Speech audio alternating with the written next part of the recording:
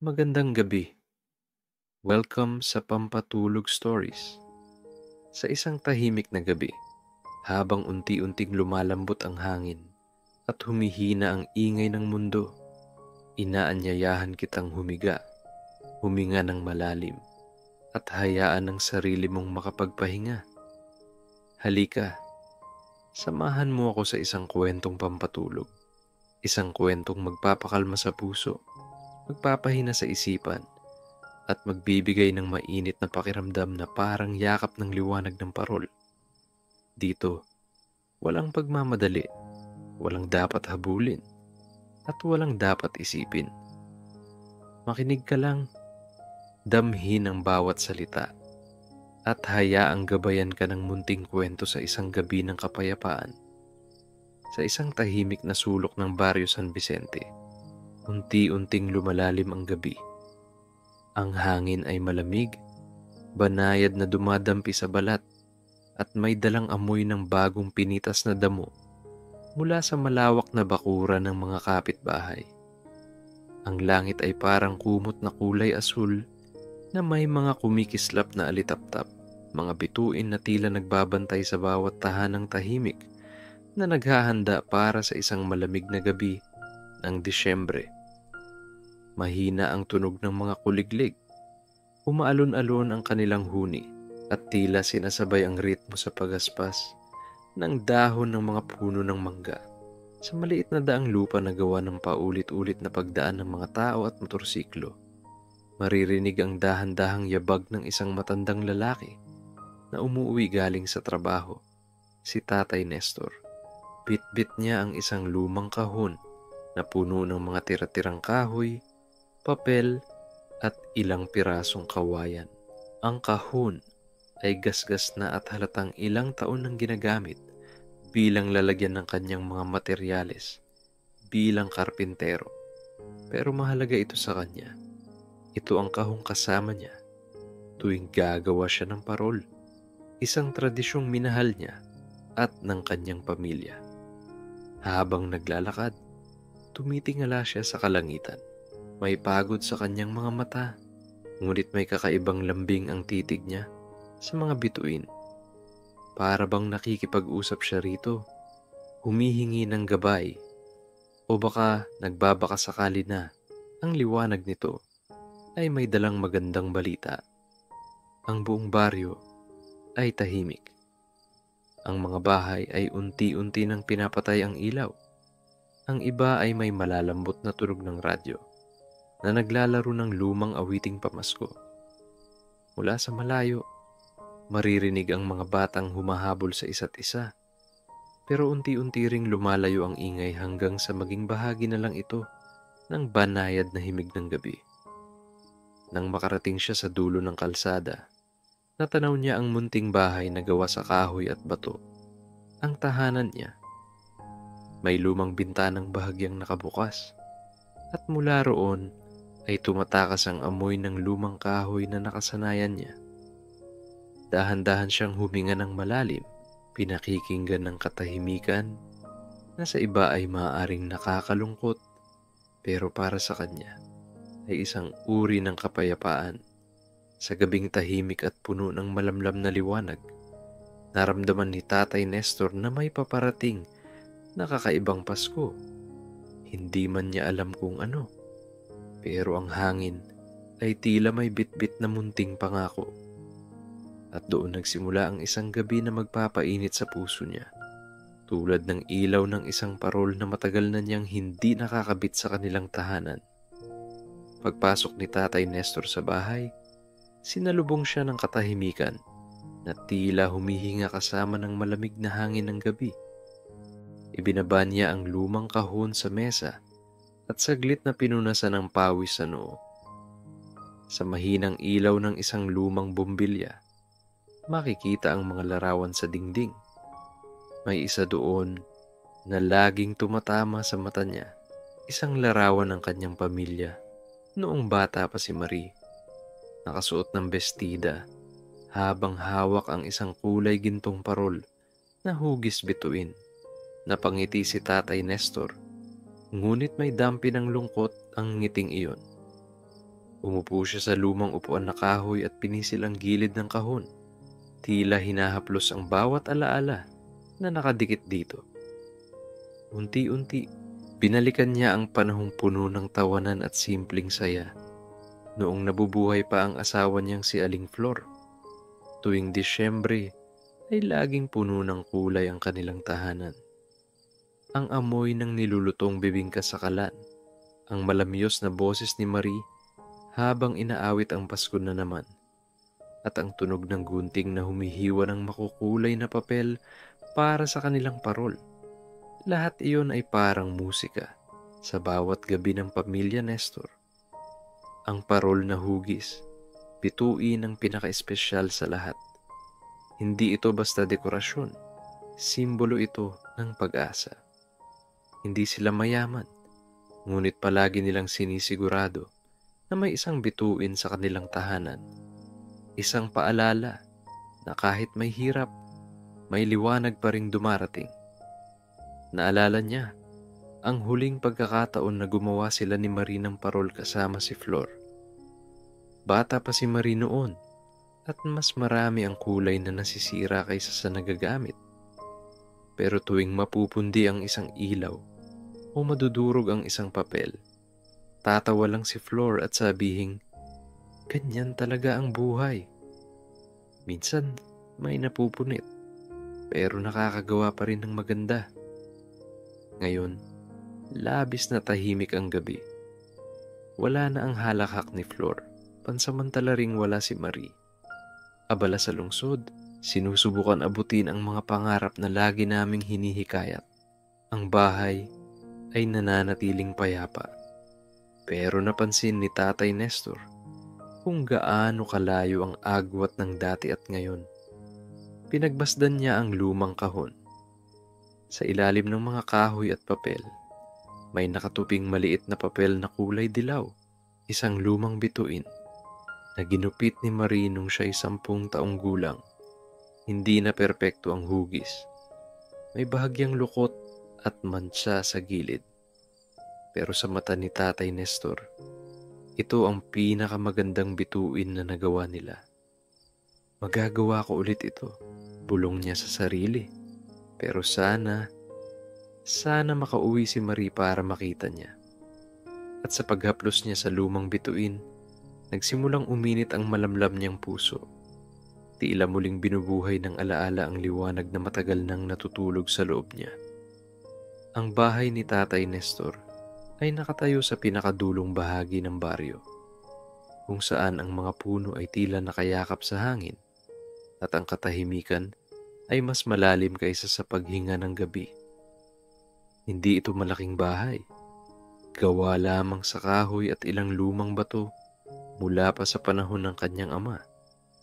Pero sa kabila ng pagiging payak, may init itong dala, lalo na kapag ang buwan ay sumisilip sa bintana at tinatamaan ng sahig na kahoy. Pagkapasok niya, binuksan niya ang maliit na lamparang nakasabit sa tabi ng pintuan.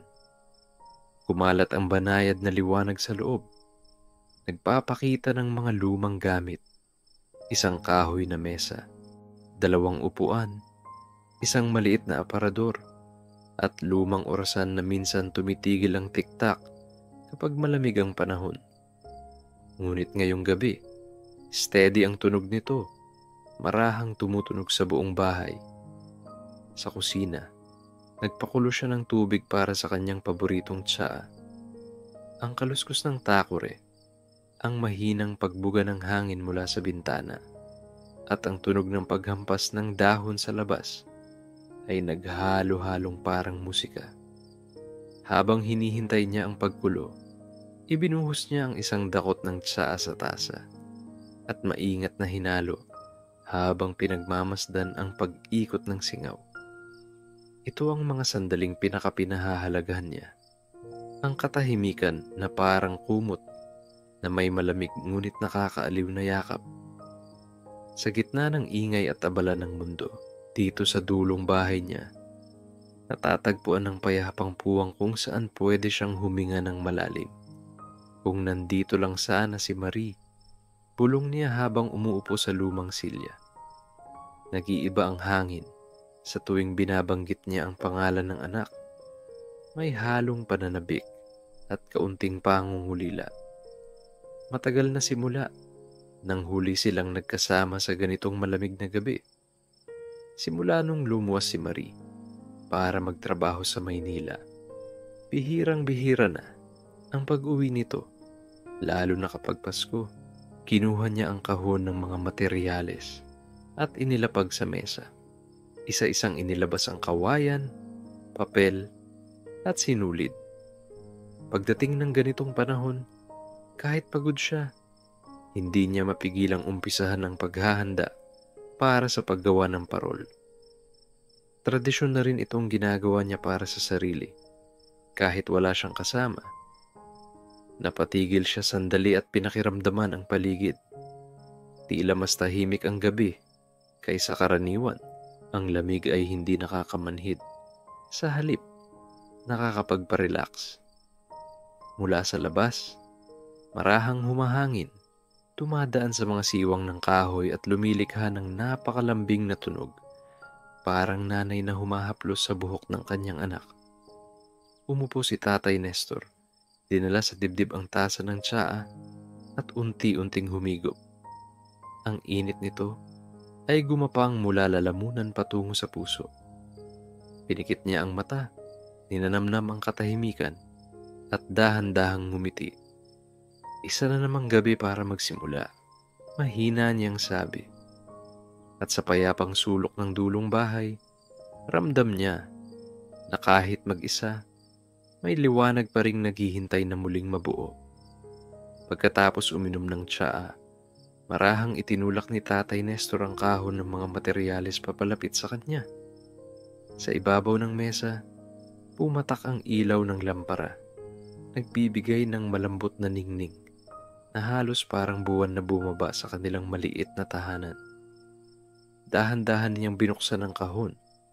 May kaunting alikabok itong pumulupot sa hangin, ngunit agad ding naglaho kasabay ng paghinga niya.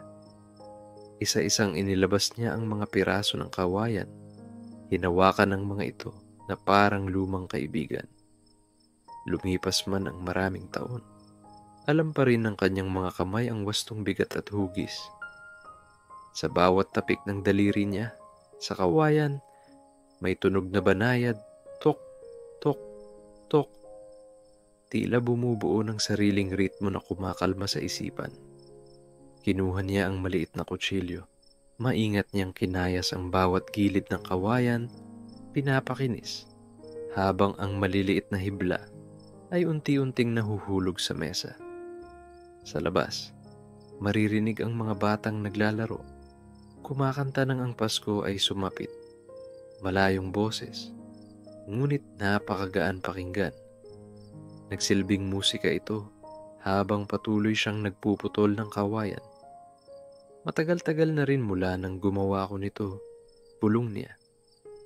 Tinuhog niya ang mga piraso, nilagyan ng sinulid, at unti-unting binuo ang balangkas ng bituin. Ang mga daliri niya ay mabagal ngunit sanay, parang nakikipag-usap sa bawat piraso ng material. Habang binubuo ang frame, napansin niyang tumama ang liwanag ng buwan sa bintana at dumiretso sa mesa. Nagbigay ito ng kakaibang glow sa kanyang ginagawa, para bang binabasbasan ang parol na unti-unti niyang binubuhay.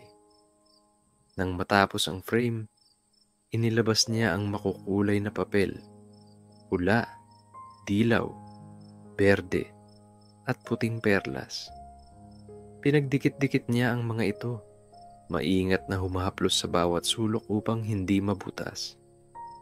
Sa bawat pagpindot ng pandikit, may marahan ding pintig ang puso niya, para bang sinasabay ang bawat kumpas sa bawat alaala ng nakaraang Pasko kasama ang kanyang pamilya. Naaalala ko pa, tuwing may mabutas na papel, tatawa si Flor, sabi niya, napapangiti. At si Marie, lagi niya tinatanong kung bakit bituin ang gusto kong parol. Inikot niya ang papel sa gilid, tinali ng sinulid, at muling huminto upang tingnan ang ginagawa. Ang liwanag mula sa lampara ay tumatama sa makukulay na papel, nagpapakita ng mga aninong gumagalaw na tila sumasayaw. Habang pinagpapatuloy niya ang pagbuo ng parol, naririnig niya ang pagaspas ng hangin sa labas. Humahalo sa himig ng mga batang, ngayoy nagsimula ng umuwi. Unti-unti ring lumalalim ang gabi, at ang tahimik na tunog ng orasan sa dingding ay nagsisilbing paalala na hindi kailangang magmadali. Sa huling piraso ng papel na idinikit niya, bumuntong hininga si Tatay Nestor. Pinagmasdan niya ang kanyang ginagawa. Hindi pa tapos, pero malinaw na ang hugis ng bituin. May kapirasong liwanag na nanggagaling sa loob niya. Liwanag na matagal na niyang hindi naramdaman. At habang tumitingin siya sa bagong buong parol, ramdam niya na hindi lang ito dekorasyon. Isa itong paalala na kahit ilang taon ang lumipas, may mga bagay na mananatiling nagbibigay liwanag kahit sa pinakamadilim na gabi. Sa sandaling iyon, dahan-dahang pumapatak ang liwanag. Hindi mula sa parol, kundi mula sa puso niyang muling nagigising sa init ng alaala at pag-asa. Nang maramdaman ni Tatay Nestor na pagod na ang kanyang mga daliri sa pagbuo ng parol, marahan niyang itinabi ang mga materyales at tumayo mula sa upuan. Ang lampara sa mesa ay nagbigay ng malambot at dilaw na liwanag. Ngunit ngayon ay hinahanap ng puso niya ang ibang uri ng liwanag. Ang liwanag na tanging kalangitan lang ang may dala.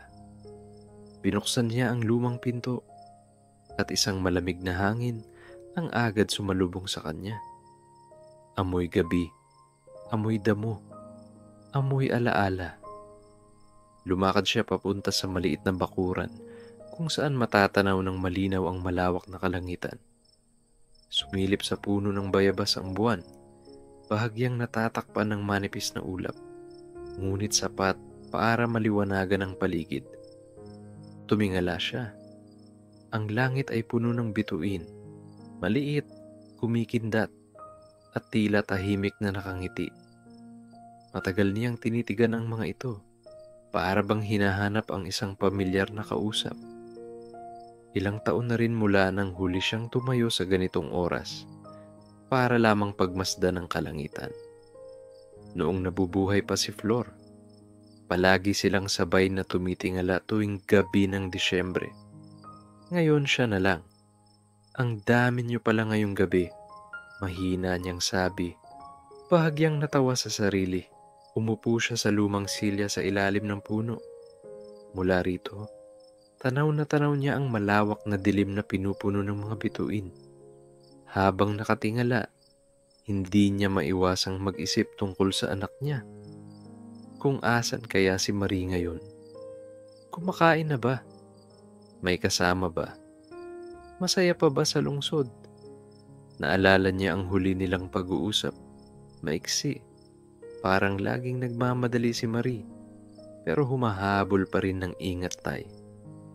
Ngunit ngayong Pasko, hindi pa nito sinabing uuwi. Huminga siya ng malalim, hinayaan ng malamig na hangin na dumampi sa mukha niya.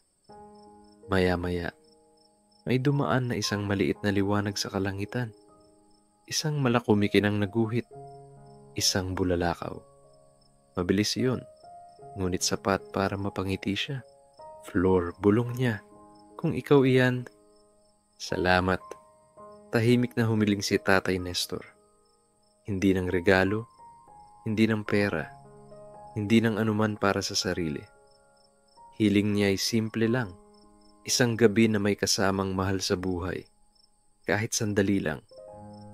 Isang Paskong muling mararamdaman ang init ng tahanan na hindi nag-iisa. Ipinaloob niya ang panalangin sa hangin, hinayaang sumama sa malamig na ihip na tila dinadala ito pataas. Nakapikit siyang sandaling matagal. Ninanamnam ang katahimikan, ang pag-ikot ng mundo, at ang binhing pag-asa sa puso niya. Pagmulat niya, napatingin uli siya sa mga bituin. At sa di malamang dahilan, tila mas maliwanag ang mga ito ngayon. Parang may sagot o marahil may paparating. Maliit na hiling lang naman, bulong niya. Sana kahit ngayong taon, magkita kami. At sa gitna ng malamig na gabi, habang ang mga bituin ay dahan-dahang kumikindat mula sa taas, ramdam ni Tatay Nestor na may liwanag na naglalakbay pabalik sa kanya. Liwanag na magpapainit muli sa Pasko niyang matagal ng malamig. Pagkatapos ayusin ni Tatay Nestor ang mga materyales sa mesa at tiyaking nakatakip ang parol na ginagawa niya, marahan siyang tumayo at tumingin sa paligid ng bahay. Tahimik pa rin ang lahat. Tahimik na parang ayaw istorbohin ng kanyang munting mundo. Ngunit sa kabila ng payapang tunog ng gabi, ramdam niyang may kumikiliti sa dibdib niya. Isang pakiramdam na matagal nang hindi dumaan. Pananabik. Lumakad siya palabas ng bahay. Dahan-dahang binuksan ang lumang pinto upang hindi ito umalulong. Paglabas niya, sinalubong siya ng malamig at makipot na ihip ng hangin. Umagos iyon sa kanyang mukha, dumaan sa kanyang buhok, at para bang naramdaman niyang may dalang bagong simula ang gabi. Sa bakuran, may lumang bangkong kahoy sa ilalim ng puno ng akasya. Dito palagi umuupo si Flor noon, sabay nilang pinagmamasdan ang mga bituin. Ngayon si Tatay Nestor na lang ang naroon, hawak-hawak ang sariling mga alaala na parang mga pahina ng lumang pahinang ayaw maluma. Ang tahimik, bulong niya, habang nakataas ang paningin sa langit. At totoo nga, sa taas, parang nag-aabang ang mga bituin, makikislap, matiisin, at parang kumakaway. Hindi naman masyadong maliwanag ang buwan, pero sapat para bigyan ng malambot na sinag ang paligid. May isang gustong-gustong tignan si Tatay Nestor. Isang kumpol ng bituin na palagi niyang itinuro kay Marie noong bata pa ito. Sinasabi niya noon, iyan ang gabay natin, anak. Kapag naligaw ka, tingnan mo lang iyan.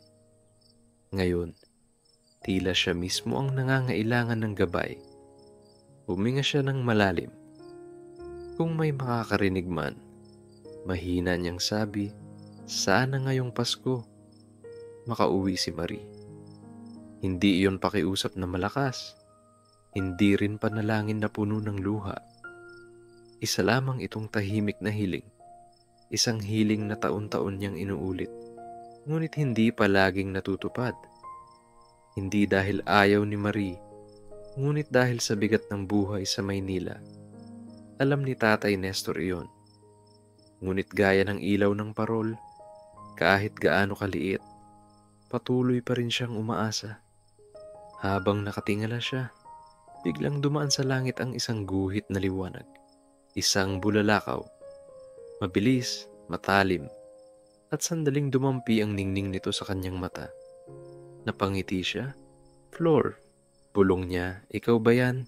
Sana nga. Sana iyon ay sagot. Sana iyon ay paalala. Tahimik siyang pumikit at sa likod ng talukap ng mata niya, nakita niya ang mga alaala, ang pagtawa nilang tatlo, ang unang parol ni Marie, ang gabing naghain sila ng hapunan noong unang Pasko bilang pamilya. Dahan-dahang uminit ang kanyang dibdib. Parang may bumabalot na kamay sa kanyang balikat. Pinaparamdam na hindi siya kailanman nag-iisa. Nang imulat niya ang kanyang mata, tila mas maliwanag ang kalangitan. Mas malinaw ang kumpol ng bituin. Mas banayad ang hangin. At sa sandaling iyon, inulit niya ang kanyang hiling. Hindi sa salita, kundi sa tahimik na pagngiti. Sana, umuwi ka ngayong Pasko, anak. At sa ilalim ng kumikislap na kalangitan, naramdaman ni Tatay Nestor na marahil may liwanag ng papalapit sa kanya. Dahan-dahan, ngunit tiyak. Kinabukasan, maagang nagising si Tatay Nestor. Hindi dahil sa ingay, Dahil sa totoo lang, ang baryo ay tahimik pa rin sa madaling araw, kundi dahil may kakaibang gaan sa dibdib niya.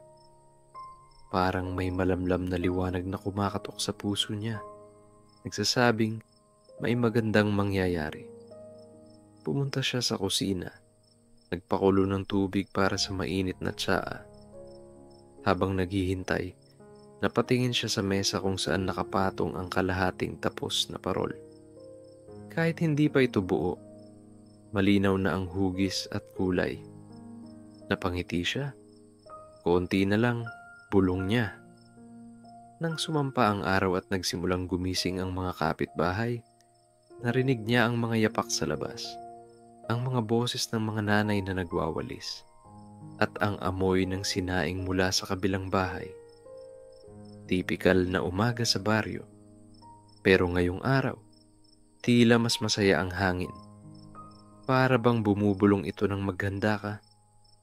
Pagkatapos mag-almusal, lumabas si Tatay Nestor upang walisin ang bakuran. Habang nagwawalis, napansin niyang may papalapit na tricycle sa dulo ng kalsada. Hindi niya ito pinansin agad.